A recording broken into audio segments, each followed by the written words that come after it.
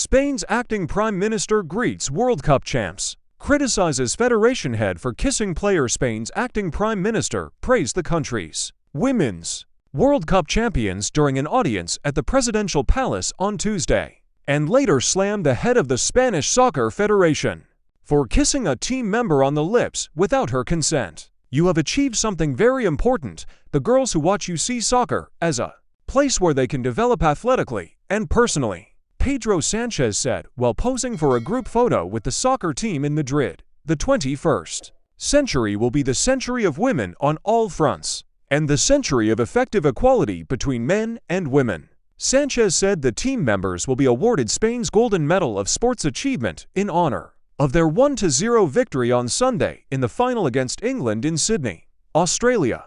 Gender equality and women's rights have been cornerstones of Sanchez's leftist government. But Spain's Women's World Cup success has been marred by the forced kiss on the lips that Spanish Soccer Federation President Luis Rubiales gave to player Jenny Hermoso during the medal ceremony following the final.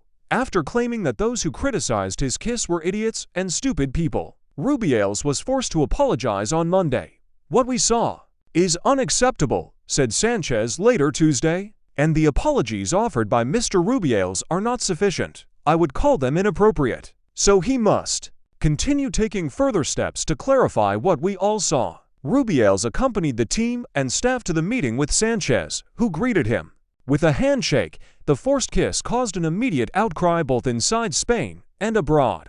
Deputy Prime Minister Yolanda Díaz said Rubiales has harassed and assaulted a woman and called for his resignation.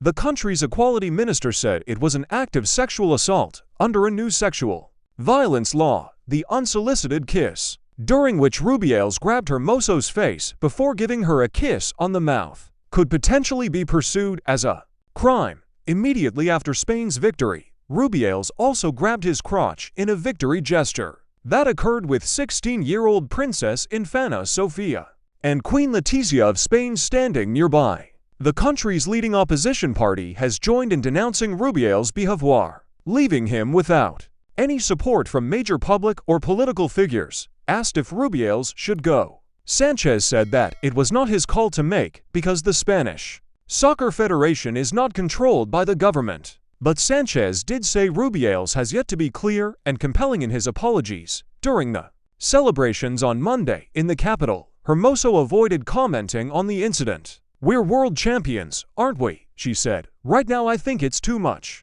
Players and staff landed late Monday in Madrid after a 20-plus-hour flight from Sydney. They were greeted by thousands in a celebration that lasted until past midnight. The 45-year-old Rubiales is a former player who led the World Players Union's Spanish affiliate for 8 years before being elected to lead the National Soccer Federation in 2018. Since then, he has revamped the Spanish Super Cup, taking it to Saudi Arabia for millions of dollars. In a move criticized by human rights groups, Rubiales is now promoting a joint bid by Spain, Portugal, and Morocco to host the Men's World Cup. In 2030, the bid could potentially include Ukraine as well. Neither FIFA nor UEFA have commented on his conduct at the final. Rubiales is up for re-election next year. The president of the Soccer Federation is chosen by representatives of clubs, players, coaches, referees, and regional federation heads. The Spain squad was in near mutiny last year because of some players' complaints about the culture